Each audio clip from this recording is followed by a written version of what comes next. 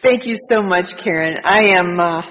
Thank you for the invitation, and I am so honored to be invited back to Founders Day to present on this very precious tradition. A few other thank yous. I want to thank Karen, the other Karen Kay, for being really the hostess with the mostest. She has done a great job for Kent and I. And I also want to thank sponsee Amanda L. from Las Vegas.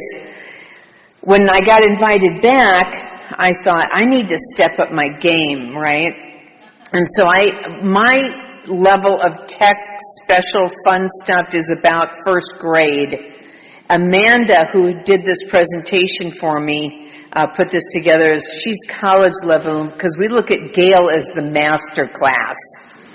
So we're not at Gail's level yet, but we've got a little something other than just me yakking away here. So I am Debbie Davis. I am an alcoholic and really happy to be here again. My sobriety date, and this is where my experience begins here in really a new way of life, is February 8, 1976, which means I've been with you for over 49 years. Alcoholics Anonymous was a little over 41 years old, 41 and some months, when I got sober. And we were talking last night, could Bill and Bob ever have foreseen the lengths of sobriety many people are achieving? I mean, obviously through step and service work and not taking that first drink. And so I don't think they could have foreseen what we are today. Again, as Karen said, celebrating 90 years of one alcoholic carrying the message to another. So my message today is about carrying the legacy of the 12 traditions. And just as a shameless commercial, so to speak, on the corner here are some flyers for, we don't really have many conferences that talk about traditions or concepts, but we do in Concord, California, and it's in November, and if you are interested, it'll also be online, available online. There's some flyers at the end of these stairs, so if you come by to say hello, please pick one up. And if you don't come by to say hello, please come and pick one up. So when I got sober, there were some things when I said to them, so like, what do you do to stay sober, to the long-timers? And they said, well, one day at a time, we don't take the first drink, and we get a sobriety date, and I've shared that with you. We go to a lot of meetings, and we get a home group, and my home group is the Primary Purpose Group in Dublin, California. We get a sponsor to help guide us through this maze. My current sponsor is Marilyn S. from Los Angeles for the last 5+ years. We take the steps, which I've done several times. I've had that spiritual awakening, and I've taken many people through the steps as well, and continue to. And those traditions, those aren't just for the group. You're a member of a group, and you need to know how they apply at group level, but also why don't you see how you can apply them in your personal life? And that's some of my experience that I'll be sharing with you today, is how they apply in my life, in the group, and so forth. Be of service and carry the message. And so that's what I hope to do. That's what they said to me when I arrived here. And they did a perfect tradition 5. Just that singleness of purpose. They offered nothing else. They promised nothing else. They just said, this is what we did. And, you know, it was up to me to give it a whirl. And I've been whirling and twirling for 49 years. All right. So what are the 12 traditions? This is from the 12 and 12 book in the front. AA's 12 traditions apply to the life of the fellowship itself. They outline the means by which AA maintains its unity and relates itself to the world about it, the way it lives and grows. Where do we find out about these 12 traditions? Through these particular documents, the 12 Traditions Illustrated, we lovingly call the zebra pamphlet because it's black and white. AA tradition, how it developed. AA comes of age. Our 12 traditions. And there's a new pamphlet I didn't get put in here called Our Experience Has Taught Us, which is a wonderful, again, kind of history on the traditions. So let's just take a super quick, brief walk through how we even got here. First of all, Bill Wilson gets sober. Then Dr. Bob gets sober, and AA is co-founded, as we call it, even though the word AA has not been created yet, or Alcoholics Anonymous.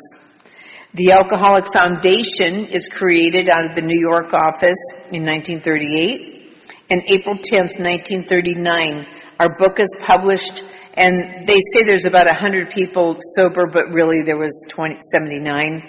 But why let the facts get in the way of a good story, right? And I find it so fascinating that in the foreword to first edition, when we read it, how many traditions are already sort of prophetically in there, not necessarily in the exact words, but their meaning and their spirit.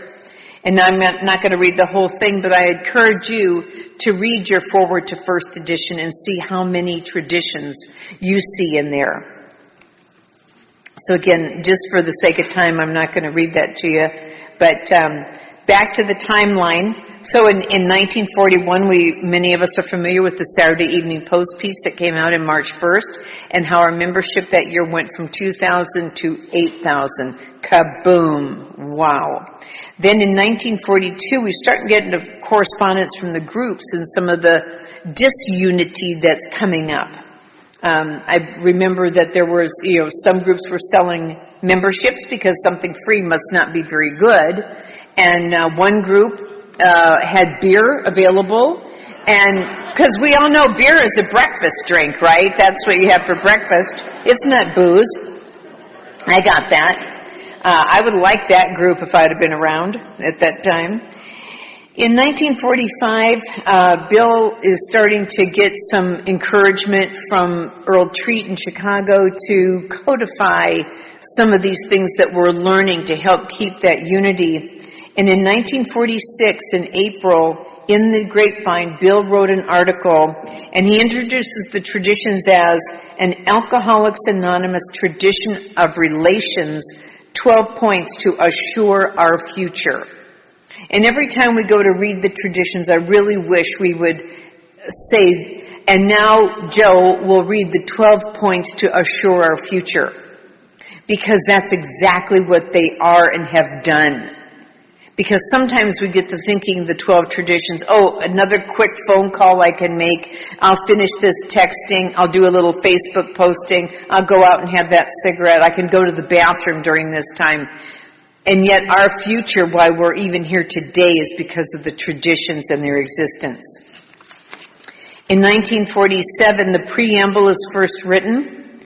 In 47, the groups have been alerted that there is a new pamphlet, a 48-page pamphlet on the AA traditions available for everybody. And then Earl in 49 says, I think we need to shorten them a little bit. So, how about if we give you those dates? In 49, again, in November 49, the first showing or presentation of the short form of the traditions will be in the Grapevine. Now, there will be 2 changes, and we'll note those as we get to that tradition. But that's when they were first published, was in the November 49 Grapevine. So then in July of 1950, our first international convention held in Cleveland. We're 15 years old. Registration was $1.50. Now, how many of you are going to Vancouver? Yeah. It's a little more expensive there than $1.50. And the 12 traditions were unanimously adopted. Thank goodness. Thank goodness. I don't know if they could have been adopted today. But I'm grateful that they were at that time so we could even have it today. How about if I give you the dates? I'm sorry. I'm not used to the clicker. In 1953, our book, 12 Steps and 12 Traditions, was published. And in the 1955, our second international was when Bill, and although Bob had already died, Bill would pass on the responsibility of our future to the groups. Now, this is why I encourage us to create groups and not just simply start more meetings. There's a difference between the two. But a group that has representation and involvement, this is important. Every bit of the tradition says about our groups. It doesn't say anything about just meetings. So when you get to thinking, we need to fill in this hole in this community or this particular, we need some book studies going on. I hope you'll think about starting a group. And we have the AA group pamphlet that helps give some guidance on what that kind of looks like. And then in 1956, Bill said that he believed the 12 traditions were and are the keys to survival and growth. He believed that in following the 12 steps, each of us will find the right way, and in following the 12 traditions, all of us will find the right destiny. So let's get started with tradition 1. Our common welfare should come first. Personal recovery depends upon AA unity. And we have 3 forms of traditions in the way I describe it. We have the original, which is what was in April of 1946, which typically is the same as the long form. And then we have the short form, which is commonly read in meetings. And many years ago, 10, 12, I was in my home group, and we read the full long traditions at the end of the month, so the last Monday of the month.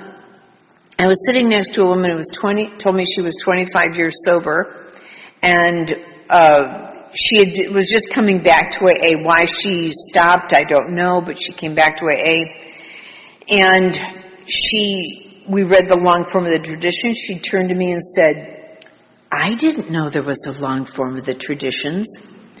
And let me tell you, I would have won an Academy Award for my response. I turned to her and I said, well, that's why we read them, is because there may be other people who don't know we have a long form. But that is not what was in my head, let me tell you. What was in my head is, you've got to be kidding me. Where have you been for these alleged 25 years? Then second thought was, well, if you only go to meetings, if you've never been in service of any kind, if you just go for yourself, I guess you probably could realize there isn't a long form until now. I guess that's possible. But my responsibility as a sponsor is to, for lack of a better word, educate the people I work with that there are 3 legacies, not just one. And the traditions are something that we go through in sponsorship. So to me, tradition 1 is like the maypole you put in the ground, and every one of the other traditions comes off of that. And when those wrap around that maypole, it strengthens the maypole, tradition 1. And each one all comes back to tradition 1. They strengthen it. So this is what I always think about tradition 1 is as that maypole that we plant. So there are checklist items for the 12 traditions. And I've just picked a couple of them out. There's usually 6, 7, 8 of them. Some people have an opinion about the checklist questions, and so do I. I really like them. And some of them seem a little goofy, but, I used to take out the ones that I didn't like, and I decided to put them back in and let the people decide what they didn't like, instead of me making their decisions for them. But I just picked out a couple for the sake of time. And so, do I make competitive AA remarks, such as comparing one group with another or contrasting AA in one place with AA in another? If you have ever moved since your first sober location and you moved anywhere, I can almost guarantee your first thought, they don't do it right here. I know. How in the world could they stay sober till you got there to straighten it out, right? And when I send people off as they journey on to their next destination in life, I suggest a couple things. Number 1, go to a lot of meetings to find out where you're going to fit, where you want to really put your flag and plant yourself. Go get a commitment. Go to the business meetings, but do not speak. Listen. Listen. Earn your voice to speak. Yes, I know we all have this attitude, well, I'm an AA member, I can speak anywhere I want. Yes, but you won't make many friends that way. And if you earn your voice, you'll be heard. And especially, please don't tell them you're from California. Don't start your phrase with, well, in California, they will be happy to send you back. It is just something about that. And I don't blame them. So again, how many, one of the ways that I looked at this personally is, what are my meeting manners? This is how I can place the common welfare first. Do I come in late? Do I leave early? Do I rustle around in my purse all the time? Am I constantly checking my phone for something that I can't do anything about? Am I getting up for coffee, bathroom break? Now I got to go to the bathroom again because I got more coffee. I mean, what are my meeting manners? Am I working the room? Am I saying hello to everyone? Am I paying attention to the speaker? Or if it's a book study, do I keep my book open? Or do I make this theatrical slam the book when the reading is over? And never to discuss what was in that book anyway. We just read it for filler's sake. You know, what are my meeting manners? Am I present at that meeting between prayer and prayer? Am I present? So I can ask myself, how are my meeting manners? What example am I setting for the common welfare? And then we have this wonderful story in Tradition 1 about Eddie Rickenbacker. And while I'm, again, not going to read his bio, you can, but it was obviously a story good enough for Bill to remember that 10 years after it had happened, about the loss and the fact that they all had to unify and have the common welfare of each other in order to survive this great loss and this ability to be lost in the Pacific Ocean. So on to the second tradition, we have our second point to assure our future. For our group purpose, there is but one ultimate authority, not me, a loving God. I like the fact that they add loving God, as he may express himself in our group conscience. Our leaders are but trusted servants, they do not govern. In fact, the farther down that triangle we talk about in our service structure, the higher the target we are. So when I'm in leadership of any kind, I am the biggest target in the water. And I need to know that I am not here to boss it. I'm here to to serve to the ultimate.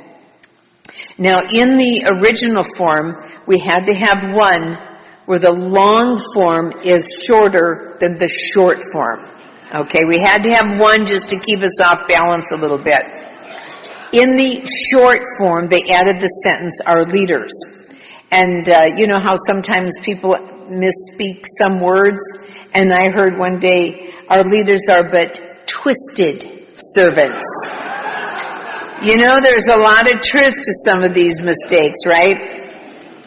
And our leaders are but trusted servants. Now, on group conscience, well, here's a little trivia question for you, because we have Middletown, USA, in our example. So how many Middletowns are there?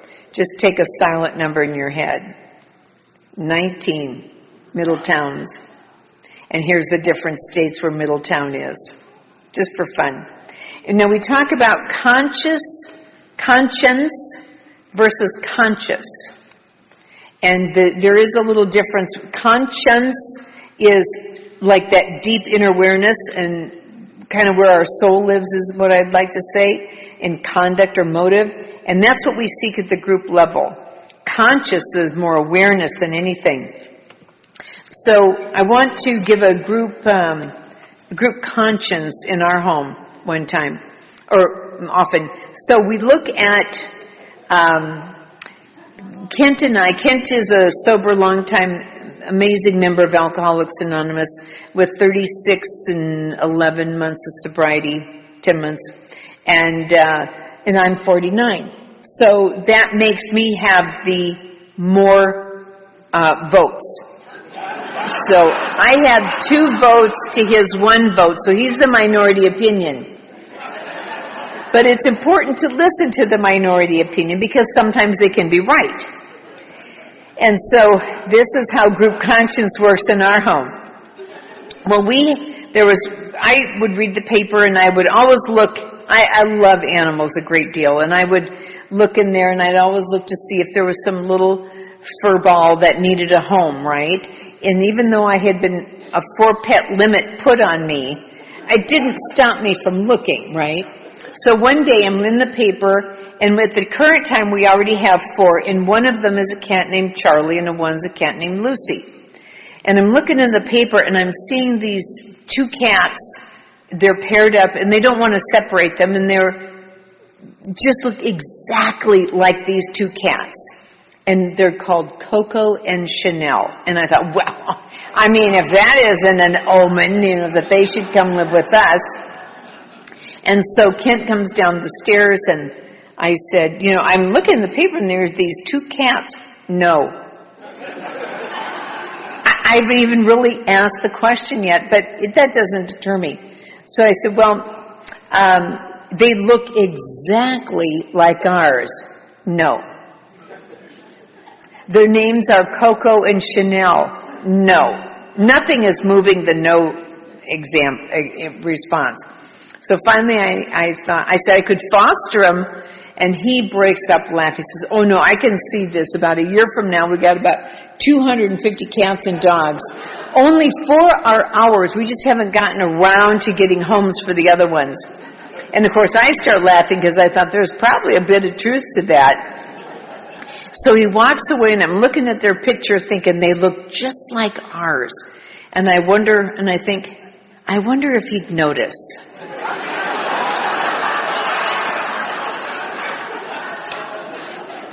Happily, I did not get the cats. I honored his request of no. But I did wonder that. So one of the checklist questions is, do I need to save face in group discussions, or can I yield in good spirit to the group conscience and work along with it?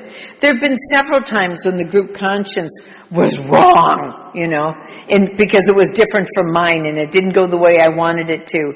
But my role as an elder statesman, hopefully, and as someone who's been here a number of years, is to set that example that if that's what the group conscience says, okay, not to grab everybody long enough to stand still and give my dissent, but to be that good example and say, well, that's what the group conscience said, we'll go with it. That's my responsibility. And although I've been sober for a few years, am I still willing to serve my turn with AA chores? Absolutely. If I don't have a commitment in my home group, I cannot call that my home group. If I'm just an attender and not a member, because I've been 3 different things here in AA. I've been a member, an attender, and a visitor. And there's been times in the past 49 years, there was a section of time when I went back down to visitor again, as I was in my first several months before I got officially sober. I can attend a lot of meetings, but my membership is deep in my home group. I'm at the business meetings. I always get there early. I'm one of the last people to leave because I lock up. I'm involved in our group conscience discussions, and I participate in our agenda topics discussions. I'm there. I'm supporting all the group functions when we're involved in things. That's what membership looks like to me. Membership, as we're going to talk about in just a second, is an action item, not just a... So here in our group pamphlet, due to time, I'm not going to go through these very long. I'm just going to let you know about them. In pages 28 and 29 in our group pamphlet are some guidelines of what a group conscience really looks like. And then there was a delegate in 2005 that made some comments about how to participate in a group conscience. Like, don't have conversations during. Be willing to listen with that open mind. Don't be afraid to speak up with your concerns and questions. Encourage new members to share. A good chair on a group conscience will make sure everyone has said something. Even the new quiet voices that might say, I don't know anything about it, but whatever you guys want to do is fine. They have that opportunity. And some are, feel like they get drowned out with the long timer that's loud and things like that. So we don't want that. Avoid pointing fingers. Don't take things personally. And remember, we're all here because we care about AA. We all are. Even the loud, angry people are here because they care about AA. So on tradition 3, again, membership to me is an action word. That the only requirement for AA membership is a desire to stop drinking. But really, I do need to have drank. Not secondhand drinking or their drinking affected me and therefore I can come. No. I need to have drank because this is our secret sauce right here. One alcoholic sharing with another. There are many experiences I've never had. For example, I've never had children, given birth to children. I cannot look at that woman and tell her I know how she feels or what she's going through. I can have empathy and I can have thoughts about it and I can have opinions. But I cannot say I know how you feel and be truthful about that. And she'll know that too. But there's a lot of other experiences I've had that this is, again, our secret sauce is when we identify. I suffer from alcoholism, not almostism, okay?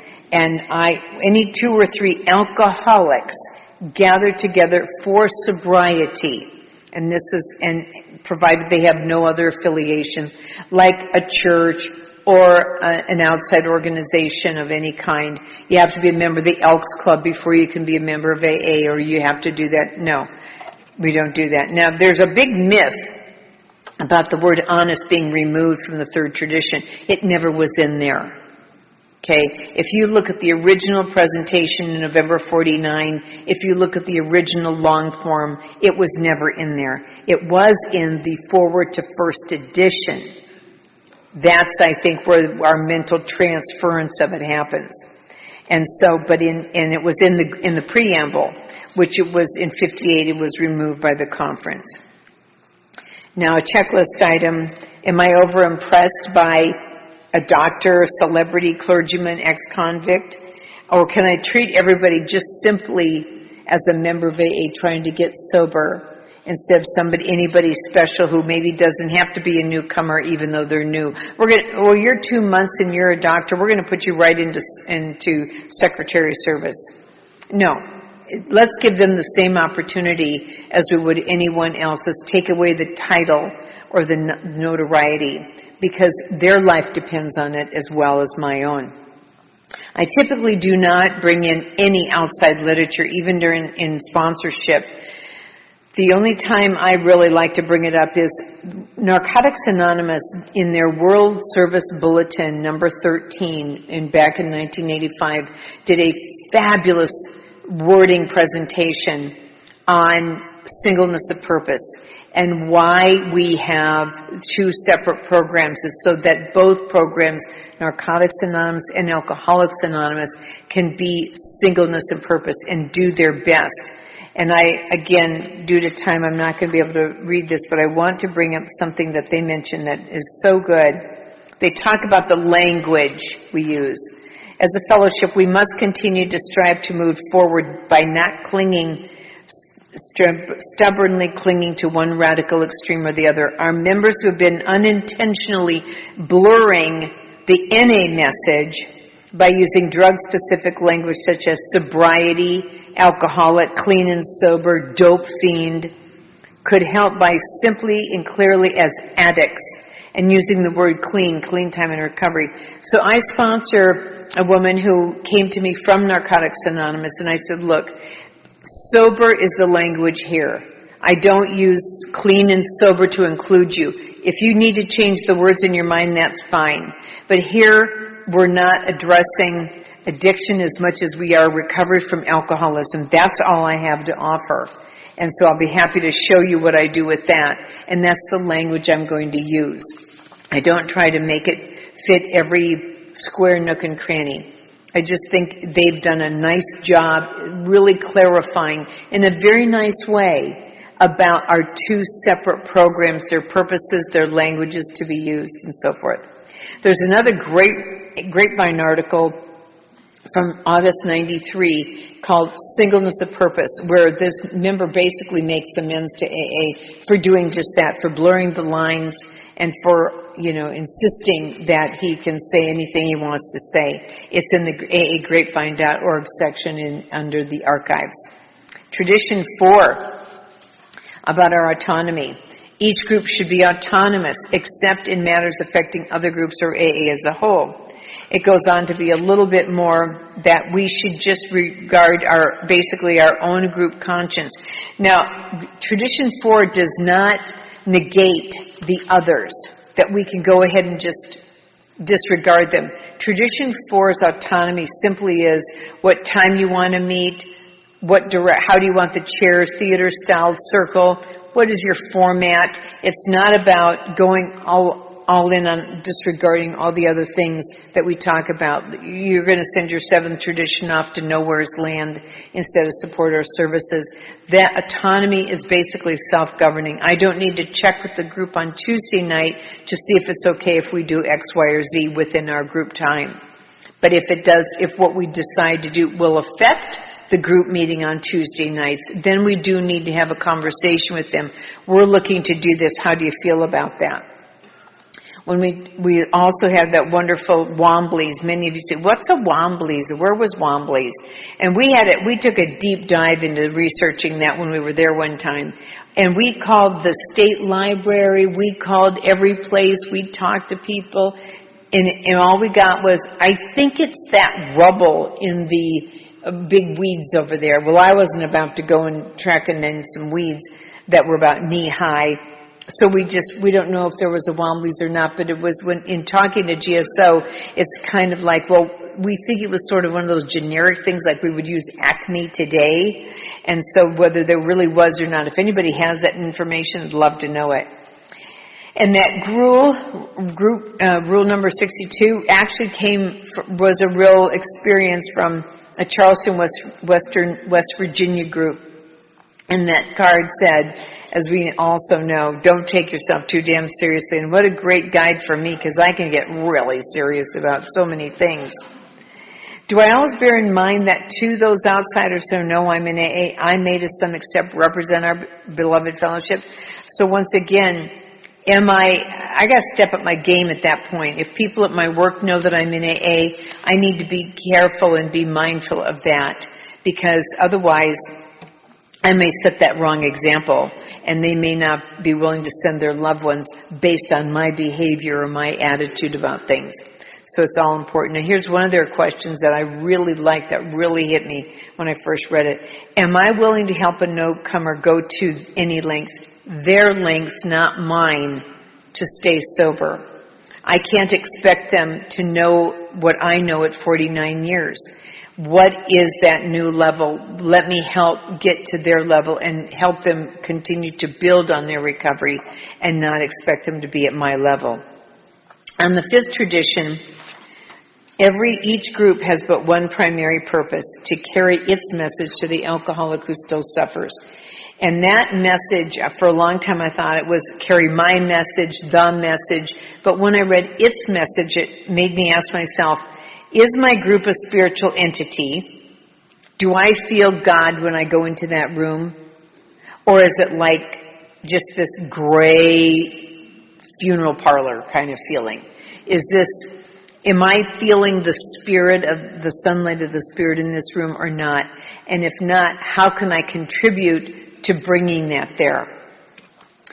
We have the shoemaker stick to thy last proverb about just do what you do well. That's why I do Alcoholics Anonymous and alcoholism well. I don't do other anonymous programs well. That's why there's hundreds of them out there for that individual singleness of purpose, problem, dilemma, addiction, whatever it might be. And so it took me, I didn't know this for years, but a last is that wooden shoemaker's model.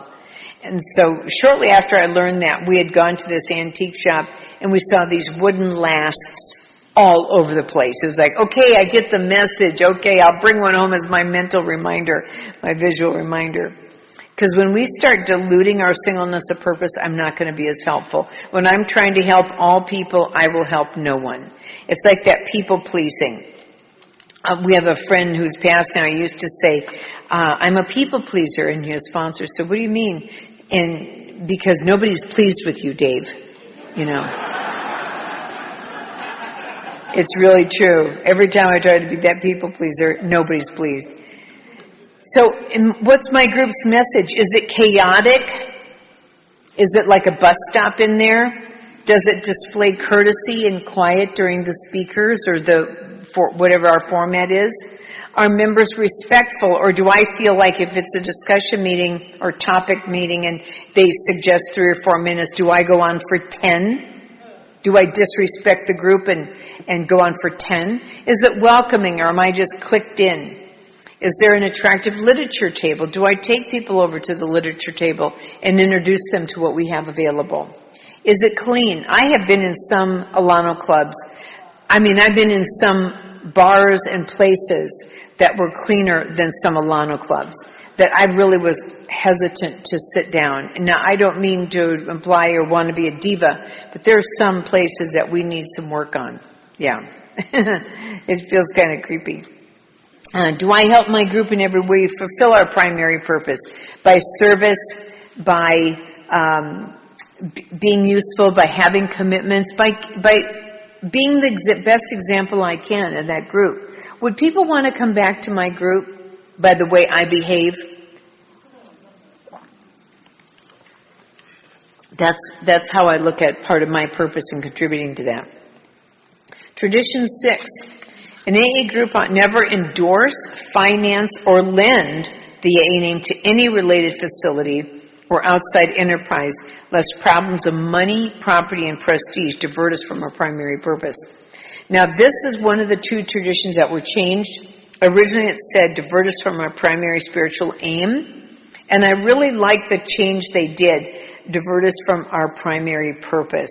Because spiritual aim is very personal. It seems like it's all about me. But our primary purpose in carrying the message and making this a safe place for people to come. And the one thing that they added to the long form from the original was towards the end, that while we can cooperate, we can't affiliate. Such cooperation ought never go so far as affiliation or endorsement, actual or implied. And we learned this early on when Marty Mann, one of our early longest sober AA members, started the National Council on Alcoholism and wanted Bob and Bill to be on her letterhead. That would have been fine, however, identified as co-founders of Alcoholics Anonymous.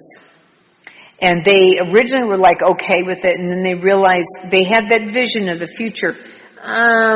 Maybe we shouldn't, because this implies that, well, if the co-founders are supporting the National Council on Alcoholism, it doesn't mean that it doesn't do good work. However, what's future down the road?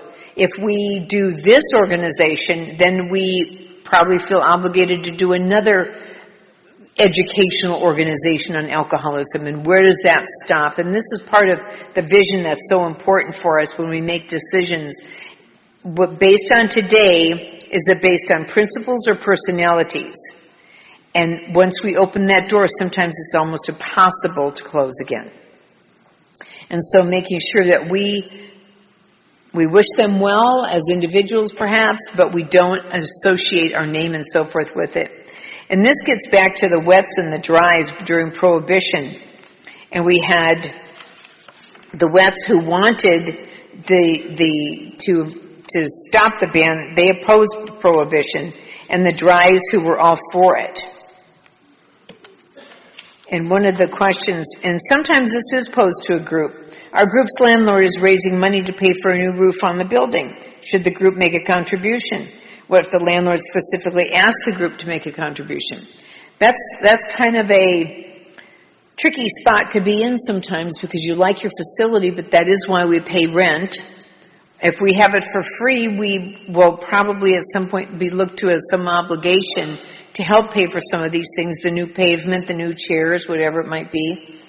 But I think it's important that we keep, to the best of our ability, that separation of we are renters. We are renters here, and this we will pay for our own fair share. If individuals want to participate in that, that's one thing, but it's a whole nother if the group is looking for their seventh tradition money to go separate. Perhaps they might say, hey, anybody who wants to put some money in that coffee fund for the church, you're not obligated, it's your business if you do it or not. And if they get $3 or $300, that's the individual's business, but it's not put upon the group to do that. In our seventh tradition, each group ought to be fully self-supporting, declining outside contributions. And this is, many of us still have this thinking, a buck in the basket. That hasn't been satisfactory or self-supporting in the 49 years I've been here.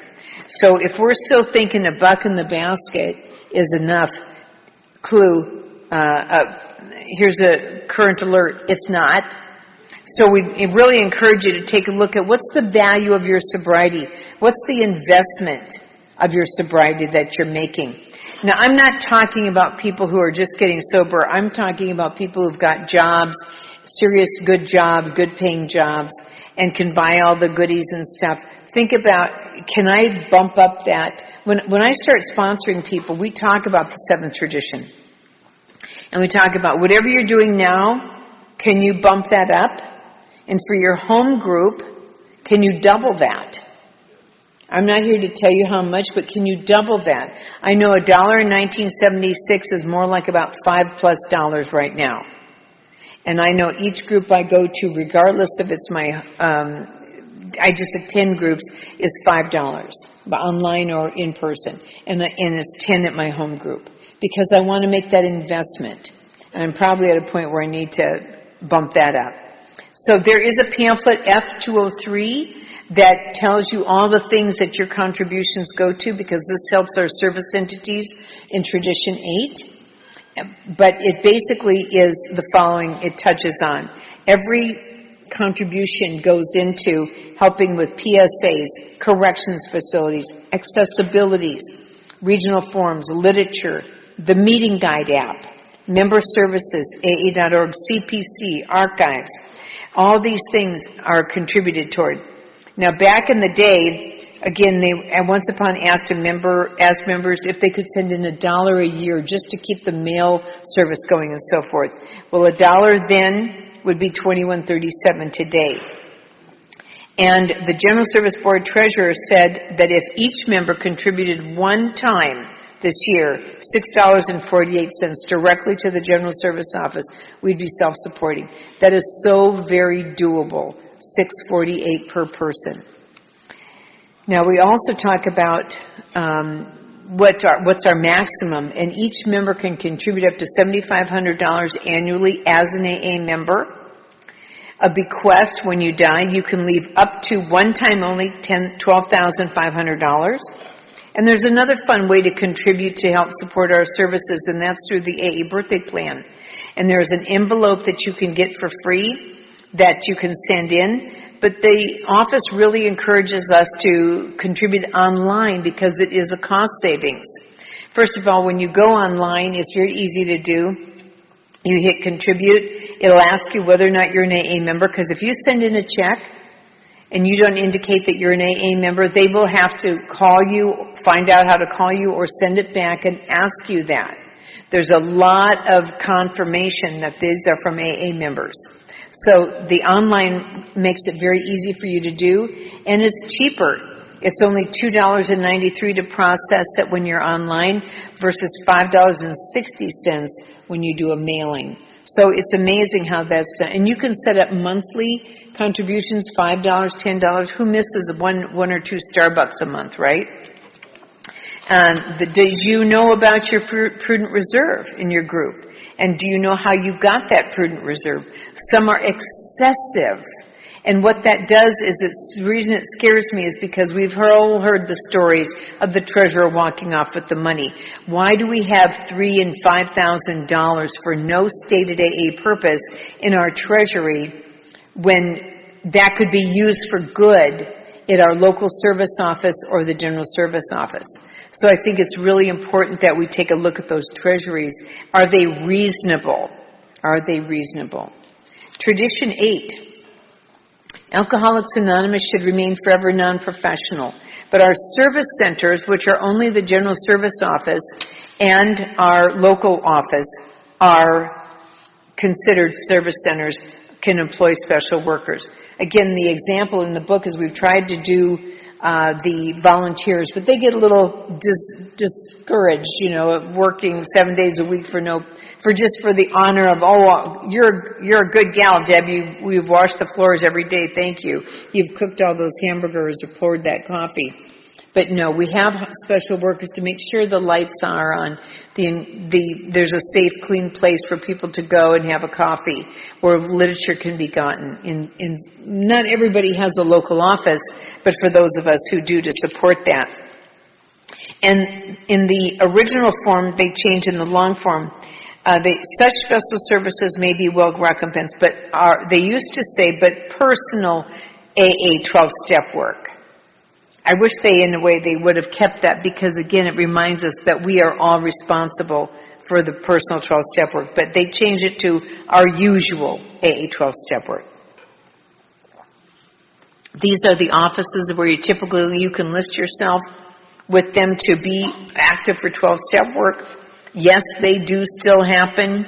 They sure do. But these are the two types of service centers: our general service office and, as an example, our Akron intergroup office. Can my group rely on me to fulfill my service responsibilities without someone checking on me? Yes, they can, because to me it's an honor to serve the group in whatever capacity they want me to do. And typically, once we have our new secretary, each group is autonomous in how they do this. We elect a secretary and a treasurer for a 1-year commitment. All of the commitments basically change at that time. And many people put their name in for what they would like to do. And what I decided years ago is I'd let everybody do the picking, and then I would say to the secretary, what do you still need getting done? What can I do for you this year? And that way I get my ego out of the way, and it's God and the secretary picking out what I need to do this year, an experience that maybe I haven't done. I get to work with someone I don't know that well yet. And so there's always these benefits that come out of getting out of the way of my service. In Tradition 9, click. AA as such I never be organized, but we may create service boards or committees directly responsible to those they serve. And I have been on service boards and I have been on committees. And the difference between the two for me is the board typically, just like our general service board, has the responsibility of overall oversight. They know the budget, the finances, the future, what they're responsible for, but they have committees that do the detail work. So I've been on the committees where if I'm on decorations, I'm not going to be buttoned into the registration or the food committee or the hotel committee. Stay in my own lane. Now, if I'm asked for help from them, that's a different thing. But button in on any of those other things is really a disservice to them. Plus, we don't really need any AA police, although I do have a police badge on. Thank you, Cheryl. And we don't need any police simply because we have our own. If we don't follow this to the best of our ability, as it says, I will almost certainly sign my own death warrant if I disobey these spiritual principles, whether we be a group or an individual. And the checklist question, do I exercise patience and humility in any AA job I take? Especially the more responsibility I'm given, it's important too. Whether I'm the secretary or the general service rep or the intergroup rep, all those are big responsibilities. And I can't get all puffed up and think, hey, look at me, I should have a special parking place and things like that. Am I aware of all those to whom I am responsible in any AA job? Yes, I am. The group. They're my boss, quote unquote. And then what does rotation to do with anonymity? A lot. because thank goodness all of our leadership positions at the bottom of the triangle have rotation. Nobody's on there forever and ever. Because, first of all, for me, the rotation has to do with ego. And it allows me to have a little bit of humility to go from one responsibility to the next. So rotation has to do with my ego. That, well, I'm the best greeter. I don't know why they would bump me from being the greeter forever and ever. Now, there's one thing about taking responsibility for commitment. It's another about taking ownership. Mine. You can't have that. And one of the great dangers is with the Treasury. Too many times I've seen groups allow, well, let Joe keep having it, he's doing a good job. But wait a minute, second. Joe hasn't made a report in months. We haven't seen Joe. And one group took that attitude because the treasurer would swoop in every now and then to collect the overflowing envelope from each of the daily secretaries, and they never had a report. And then one day, I guess they needed one because they couldn't get into their room until they paid the $700 that was back rent owed. Oh, I wonder where Joe is. Yeah. So again, a responsible treasurer is important to me. I mean, that group had their own, they were autonomous. They chose to make that.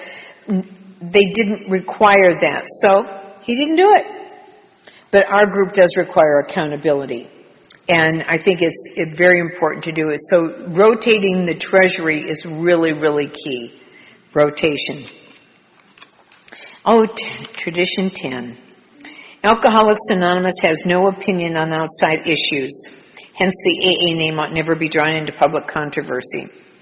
I don't know of many traditions that have really come to a bright light, highlight, than in the last decade than this one, and how important it really, really is. And I'm not going to get into that, but I do look at, I have a responsibility about what I say, what I wear, how I behave. This is all responsible because it can easily be lending to outside issues. Regarding alcohol reform, the doctor's opinion, which of course is the only opinion that counts, right? Says these allergic types, me, can never safely use alcohol in any form at all. For me, that's very important to pay attention to. And that, so many times people think they can cook with alcohol, but according to the USDA, it does not burn off. And I don't mean for this to be an outside issue, it's an educational one at this point, that the USDA research, not Debbie's opinion, that I don't have anything with alcohol in it because it doesn't burn off. It doesn't cook out according to the USDA research. So I'm always very careful about that. And we have the Washingtonians referred to in here. And that was, again, a wonderful organization when it started, so similar to what we are. They used to have it was a short-lived series of only 2 articles, but they used to have a pledge. And the pledge basically said, we're not going to drink, we know it's bad and all that, and we're not going to drink anything, and we're going to sign this. We have no creed or religion. But what happened is you did not have to have ever drank to sign their pledge. That's why their numbers exploded in the 1840s. It was exploded. It took us decades to get where they got in 5 years in pledges. But this is where they lost some of their, what we've learned. Opinion alert. All of the traditions we have today, to me, from what I've learned from the Washingtonians, are the opposite of what they did. This is why we are still here. We have chosen not to get involved with politics and outside issues and be self-supporting and stick to singleness of purpose. All of those kinds of things they did differently. And while they had some of the same premise, these things have been part of our tradition of unifying us instead of separating us. So I really, the Washingtonians are very, very, our precursor, so to speak, but they really taught us so much in a different way. One of the checklist questions on there was do I ever give the impression that there really is an AA opinion on and these number of things? And the one thing that always cracked me up was legalizing marijuana. Who would have ever thought when these were written in the 70s that would ever happen, right? And so it always cracks me up. But the one personal story I will give you on Tradition 10 is attributed to my husband. So we're about 2 years married, and we're driving home from Yosemite, which for us is about a 4-hour drive. And I had been asked to give a presentation on the traditions in our relationship. And I said, I feel we do it, but, I don't know how to express it necessarily. So we went through each one of them. And when he got to 10, it was almost like he was waiting for this one. And about no opinion on outside issues and so forth. And all of a sudden, just like glass, he came out with, you need to think of your husband's defects of character as outside issues and therefore have no opinion on them. What? How will you know? I mean, I need to help you with those. And so, it just, I felt like I just went into a straitjacket, And the more I thought about it, I thought, how brilliant. Why is it that those defects of character go under the microscope instead of all the assets of his and get highlighted? But everything's supposed to be right, and then we have a blurb on the bottom of it. So this is what I always think about with Tradition 10, is his defects of character are outside issues. Tradition 11, our beautiful attraction. Our public relations policy is based on attraction rather than promotion. We don't say, if you get sober, you will get that big job. If you add to the 7th tradition, you'll get that family back. If you do this, you'll get that. All we promise you is if you take these steps, you will have a spiritual awakening. But you got to take all 11. You got to be all in. And in order to really take all those 11 to have that spiritual awakening, that's the only thing we really promise that. Now, we have the promises in the 9th tradition, 9th step, and there's many friends of mine who say, well, every step has a promise. That's a little more intellectually level than I'm qualified for, so I don't really go into that. But I do know that our attraction of how our lives have changed is a much stronger message than any of my blah, blah, blah could make to those individuals. And so our names and pictures as AA members ought not be broadcast or publicly filmed or publicly printed. Anonymity amongst me and you, if I say I'm Debbie D to you and I are having a conversation, I mean, that is, for me, carrying the anonymity a little too far, because I'm a Debbie D. Do you know how many Debbie Ds I know? Or they'll say, hey, do you know Bob? Could you narrow it down? I mean, could we get down to maybe a last name? Well, Bob S. Bob Smith? I mean, are you talking about, it just becomes, we take anonymity to such a way that we take it outside of these rooms and still stay very anonymous. Your anonymity at the public level is your business. There are some great pamphlets. There's Understanding Anonymity and an AA Guidelines on internet. And I often find it very interesting that those who tend not to ever give their name, boy, AA and sober life is all over their social media. So think about that. How are you taking anonymity to such a level amongst me and you? I had somebody confirm me speaking somewhere because they had a Debbie D, but it was a different Debbie D. And I commented, that's why last names are so helpful. And this is mine. Okay, so Bill talks about we have no public relations except for the fear of public relations.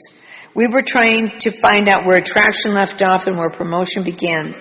The conservatives would rot us and the promoters would ruin us. All of these traditions have the elements of sacrifice by the groups and members. I realize there may be some professions that anonymity is of the utmost importance. No qualms about that. Only you know what is right for you. But let's not be so anonymous that we don't know our sponsor's last name. That's carrying it a itsy-bitsy too far, I think. That was an opinion. Okay. Dr. Bob said, 2 ways to break anonymity. 1, giving your name at the public level, being so anonymous you can't be reached by other drunks. It's really hard to find Plumber Bill at the hospital. Well, you know, he's got red hair and he wears overalls. No, don't know Plumber Bill. So it's helpful to know these kinds of bits of information. The other thing about attraction is one of our GSO staff members, Michael, said that he learned in his first home group. And this is for me to think about. I'm not here to try to impress or be the comedian of the day or talk about stuff I don't have experience with. He says, direct your share in your leads as if the audience is hearing a speaker for the first time. Share what keeps me coming back. Am I sharing the message of Alcoholics Anonymous when I share from a podium? I don't know who's here for the first time. I don't know who is checking out AA, who might have a loved one and they've come to a speaker meeting to just see what it's about, or a professional who might want to know a little bit more about AA. Am I an attraction that they would want to come back? This is part of my membership responsibility as I see it. Am I always careful to keep the confidence shared with me as an AA member? Very important. And is my AA sobriety attractive enough that a sick drunk would want such a quality for himself? If you saw you in a meeting of AA, what would that look like? Do you work the room? Are you on your phone 20 minutes? You've gotten there early, but you're on your phone at your seat. Blah, blah, blah. Do you only talk to your friends? What does that look like? Do you look approachable? Do you look like a friendly face? Or do you have a scowl on your face because you look like you just ate a lemon? And why would anybody approach you? Look at you. Same with online. I have looked at so many people online, and I think, oh my gosh, I bet you're not, but you look like you're angry as heck. You got this, this face on you, and you can't see that? I see me very clearly on those Zoom calls. And I'm very aware of my presentation. For me, it's important that I always go on camera ready, okay? I like to say, I don't wake up looking like this. I take the time the real hard ones are the 6 a.m. calls. Those are hard. I practically have to stay up all night to make that call.